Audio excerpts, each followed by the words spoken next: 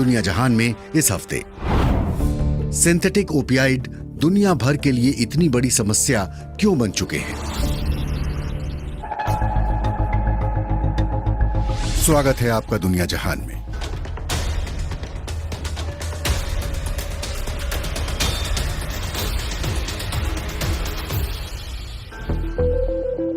मार्च 2024 में अमेरिकी विदेश मंत्री एंटनी ब्लिंकन ने वियना में संयुक्त राष्ट्र के नशीले पदार्थों या ड्रग्स से जुड़े आयोग को संबोधित करते हुए कहा कि अमेरिका में 18 से 45 साल की आयु वर्ग में लोगों की मौत का एक सबसे बड़ा कारण सिंथेटिक ड्रग्स यानी ओपियाइड्स हैं। Synthetic drugs are now the number one killer of Americans aged 18 to 45.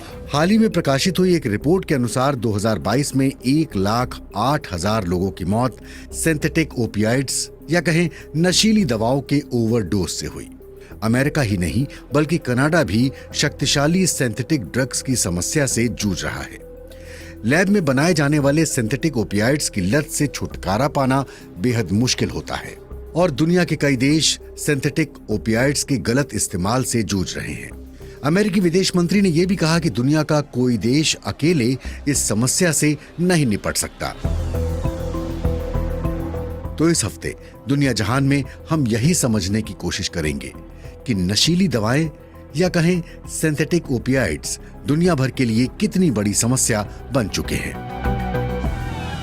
Part 1 opioids. हमारे पहले एक्सपर्ट रिक ट्रिबल एक फॉरेंसिक केमिस्ट हैं जो यूके सरकार की नशीली दवाओं के गलत इस्तेमाल संबंधी समिति के सलाहकार हैं। वो बताते हैं कि सिंथेटिक ओपियाइड एक ऐसा पदार्थ है जिससे वही असर होता है जो ओपियम यानी अफीम से निकले गए पदार्थ से होता है। The materials derived from the opium poppy, we tend to refer to those as जो पदार्थ ओपियम पॉपी या अफीम से निकाल कर बनाए जाते हैं उन्हें ओपियोइड्स कहा जाता है। मिसाल के तौर पर मॉर्फिन और हेरोइन ये अफीम पॉपी जैसे प्राकृतिक पदार्थों से बनते हैं। वहीं सिंथेटिक ओपियोइड्स को प्रयोगशालाओं या लेबोरेटरी में बनाया जाता है। मॉर्फिन के मुकाबले सिंथेटिक ओपियोइड्स सैकड़ों गुना अधिक शक्तिशाली होते हैं। सिंथेटिक ड्रग्स या सिंथेटिक ओपियाइड्स हमारे ब्रेन में उसी हिस्से पर असर करते हैं जिस पर पौधों से बनाए गए ओपियाइड्स असर करते हैं। मेडिकल दुनिया में ओपियाइड्स का इस्तेमाल दर्द निवारक दवा के रूप में किया जाता है। and the one we're particularly interested in is one called the mu opioid receptor. Opioids में एक रिसेप्टर होता है जिसका इस्तेमाल दर्द कम करने या मरीज को बेहोश करने के लिए किया जाता है। मगर इस रिसेप्टर का एक बुरा असर यह है कि ये व्यक्ति की श्वसन प्रणाली या रेस्पिरेटरी सिस्टम को दबा देता है। अगर इस ओपियोइड का अधिक मात्रा में इस्तेमाल किया जाए तो उस व्यक्ति की दम घुटने से मृत्यु हो जाती है। 1950 के दशक में दवा बनाने वाली कंपनियों ने ओपियाइड्स के फायदेमंद गुणों की नकल की और सिंथेटिक ओपियाइड्स बनाने शुरू कर दिए। अब बाजार में सैकड़ों की तादाद में सिंथेटिक ओपियाइड्स उपलब्ध हैं। फेंटानिल ऐसी ही एक जानी मानी सिंथेटिक ओपियाइड है। रिक ट्रेबल बताते हैं कि कई बार किसी मरीज को सर्जरी से पहले बेहोश करने के लिए सिंथेटिक ओपियाइड दी जाती है। उस समय मरीज की सांस को लगातार चलाने के लिए उसे ऑक्सीजन की सप्लाई दी जाती है। मॉर्फिन के इस्तेमाल से काफी देर तक मरीज का सिर चकराता रहता है, मगर सिंथेटिक ओपियाइड के इस्तेमाल से ऐसा नहीं होता। प्रसव के वक्त दर्द घटाने के लिए भी सिंथेटिक ओपियाइड का इस्तेमाल किया जाता है। कैंसर के मरीजों का दर्द कम करने के लिए भी इसका एक पैच लगाया जाता है। कई देशों में इसका इस्तेमाल पेन किलर या दर्द निवारक दवा के तौर पर किया जाता है, लेकिन 1990 के दशक में इसके दुरुपयोग के मामले सामने आने लगे।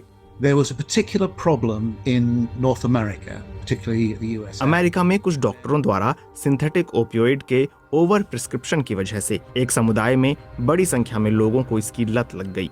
जब अमेरिकी सरकार ने आवश्यकता से अधिक प्रिस्क्रिप्शन को रोकने के लिए कदम उठाए तो जिन लोगों को इस दवा की लत लग गई थी उन्होंने इसके दूसरे विकल्प ढूंढने शुरू कर दिए।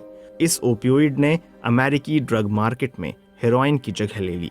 लोगों ने हेरोइन की जगह फेंटनिल का सेवन शुरू कर दिया। कई देशों की सरकारों ने अवैध ओपियाइड में इस्तेमाल होने वाले नशीले पदार्थों पर प्रतिबंध लगा दिया है, मगर अवैध उत्पादकों ने इन पदार्थों में इस्तेमाल होने वाली सामग्री का कॉम्बिनेशन बदलकर नए ओपियाइड बनाने शुरू कर दिए। रिक ट्रेबल कहते हैं कि कई जगहों पर अब नेटाजिन ओपियाइड की बिक्री होती दिखाई दे रही है। नेटाजिन फेंटानिल से भी ज्यादा तेज ड्रग है। ब्रिटेन में भी नेटाजिन के ओवरडोज से हुई मौतों के मामले सामने आए हैं। ब्रिटेन सरकार ने फेंटानिल और नेटाजिन पर प्रतिबंध लगा दिया है, मगर कई लोग इंटरनेट के जरिए इन ड्रग्स को हासिल करके अपने आसपास के इलाकों में बेच देते हैं। दरअसल अब सिंथेटिक ओपियाइड के दुरुपयोग की समस्या दुनिया के तमाम देशों में फैल रही है। पार्ट 2 सिंथेटिक ड्रग की समस्या।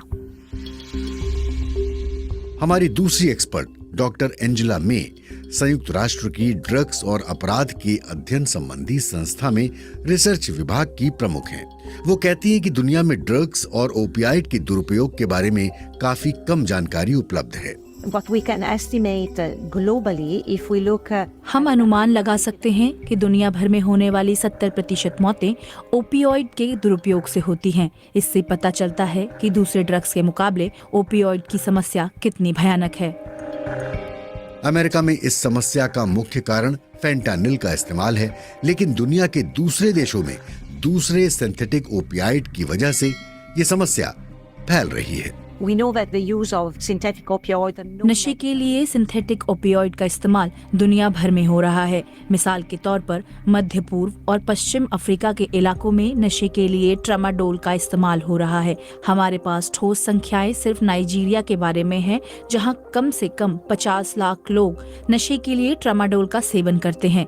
ये समस्या घाना, सेनेगल और बेनिन में भी है। 20 साल पहले अफगानिस्तान में तालिबान ने अफीम की खेती पर प्रतिबंध लगा दिया था, जिसके बाद कई यूरोपीय देशों में नशे के लिए सिंथेटिक ओपियाइड का इस्तेमाल बढ़ गया।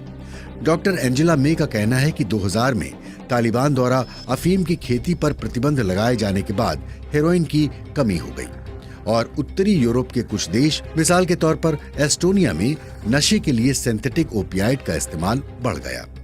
पर 2001 के अंत में अमेरिका ने अफगानिस्तान पर हमला करके तालिबान को हटा दिया और अफीम की खेती पर से प्रतिबंध भी हट गया। लेकिन 2022 में अफगानिस्तान में तालिबान दोबारा सत्ता में आया और अफीम की खेती पर फिर से रोक लग गई। The worry is that the kind of substances that will come to the synthetic opioid heroin की जगह ले रहे हैं। अगर दुनिया भर में देखा जाए तो हेरोइन का इस्तेमाल करने वालों में महिलाओं की संख्या 25% है, यानी हेरोइन का ज्यादा इस्तेमाल पुरुष कर रहे हैं। मगर नशे के लिए सिंथेटिक ओपियोइड के इस्तेमाल करने वालों में महिलाओं की संख्या अधिक है। इसका एक कारण ये है कि कई जगहों पर इसे दवाई की दुकानों से खरीदा जा सकता है और ऊपरी स्तर पर ये उतना लांछित नहीं दिखता। दूसरी वजह यह है कि महिलाएं अवैध जगहों से हेरोइन खरीदने से कतराती हैं। मगर सिंथेटिक ओपियाइड के बढ़ते इस्तेमाल और इसके प्रसार के कारण क्या हैं? एंजेला मे बताती हैं कि इसकी एक वजह यह है पौधों से बनने वाले हेरोइन जैसे ड्रग्स का उत्पादन अफगानिस्तान, म्यांमार और मैक्सिको जैसे गिने चुने देशों में होता है, क्योंकि ये वहां के मौसम और भूमि पर निर्भर करता है। जबकि सिंथेटिक ओपियाइड को किसी भी देश में प्रयोगशाला में कम कीमत पर बनाया जा सकता है और इसकी तस्करी भी आसान होती है। पार्ट 3 श्रृंखला के हिस्से। हमारे तीसरे एक्सपर्ट बेन वेस्टहॉफ एक खोजी पत्रकार और लेखक हैं। उनकी किताब फेंटानिल इंक की काफी चर्चा हुई है। वो कहते हैं कि अमेरिका में इस्तेमाल होने वाले अधिकांश अवैध फेंटानिल का उत्पादन चीन में होता है। वो अंडरकवर यानी कि अपनी असलियत छिपाकर चीन में ऐसी फेंटानिल फैक्ट्रियों में गए जहां फेंटानिल में इस्तेमाल होने वाले रसायन का उत्पादन किया जाता है। इन प्रयोगशालाओं तक पहुंचने के लिए उन्होंने अपने आप को एक तस्कर की तरह पेश किया और उन लोगों से कहा कि वो बड़ी तादाद में फेंटानिल खरीदना चाहते हैं। One place that I visited outside of Shanghai, it was a small lab. मैं शंघाई शहर के पास एक ऐसी लेबोरेटरी में गया जो बहुत ही छोटी थी और वहाँ 5-6 लोग काम करते थे, लेकिन वहाँ बहुत बड़ी मात्रा में फेंटानिल उत्पाद बनाए जा रहे थे। मैंने उनसे माल खरीदने की बात की, लेकिन हमारे बीच पैसे का लेन देन नहीं हुआ। उसके बाद मैंने वुहान में एक ऐसी लैब देखी जो शायद फेंटानिल में इस्तेमाल होने वाले रसायनों की दुनिया की सबसे बड़ी फैक्ट्री थी। उस कंपनी में लगभग 700 लोग काम करते थे। उनमें से कई लोग एक होटल से काम करते थे। वहां लोगों की सेल्स टीम थी। मगर क्या कारण है कि चीन इस सिंथेटिक ओपियाइड उत्पादन का गढ़ बन गया है? They do it most cheaply.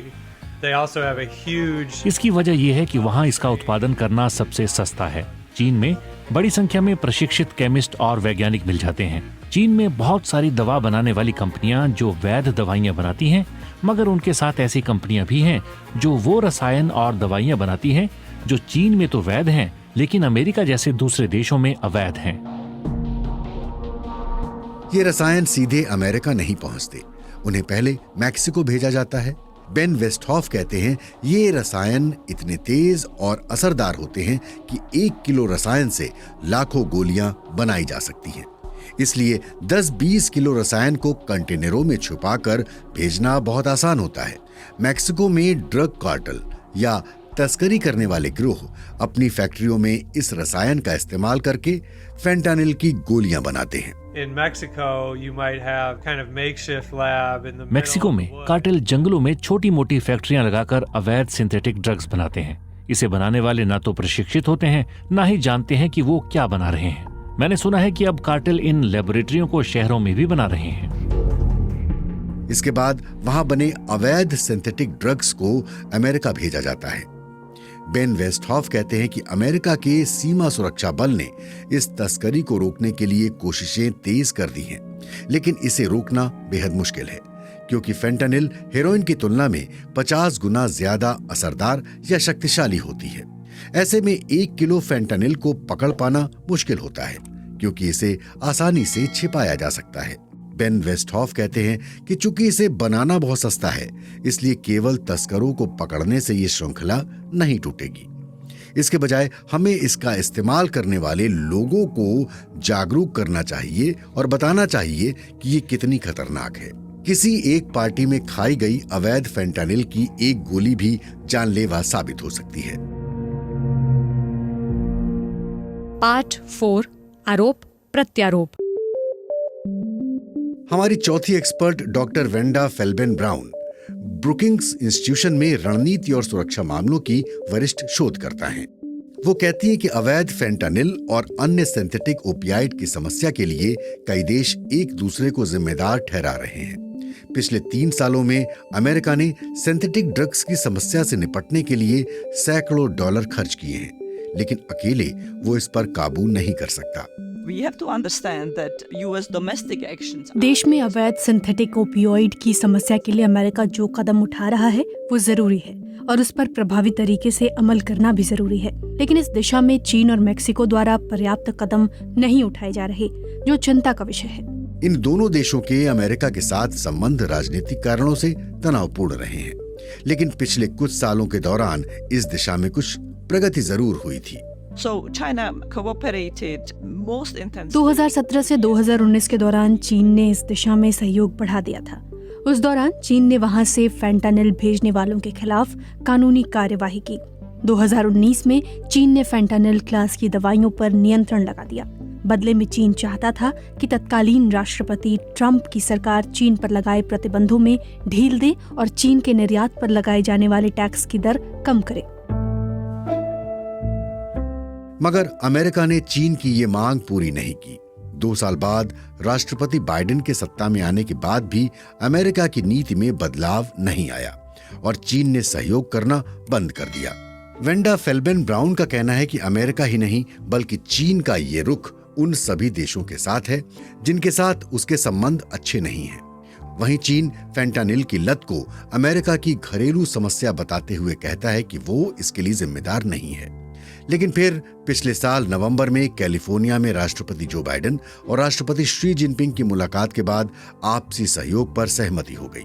चीन ने ऐसी कंपनियों को बंद कर दिया जो मैक्सिको के तस्करों को फेंटानिल में इस्तेमाल होने वाली सामग्री बेचती थी। We also have to understand that even if China did stop अगर मान लिया जाए कि वाकई चीन ने फेंटानिल में इस्तेमाल होने वाली सामग्री की सप्लाई बंद कर दी है, फिर भी जमीन पर इन कार्यवाहियों का असर दिखाई देने में काफी समय लगेगा। मगर मैक्सिको के राष्ट्रपति आंद्रे मैनुअल लोपेज ओब्राडोर ने कार्टेल के खिलाफ कार्रवाई के संदर्भ में कहा कि मैक्सिको किसी विदेशी सरकार के लिए पुलिस का काम नहीं करेगा। पिछले साल मैक्सिको के विदेश मंत्रालय ने इस आरोप को खारिज कर दिया कि वहां फेंटानिल का उत्पादन होता है। डॉक्टर वेंडा फेल्बेन का मानना है कि मैक्सिको ने कुछ बड़े तस्करों के प्रमुखों को गिरफ्तार करके अमेरिका को सौंपा जरूर है, मगर वहां से फेंटानिल की तस्करी के खिलाफ बहुत कम कार्रवाई की है।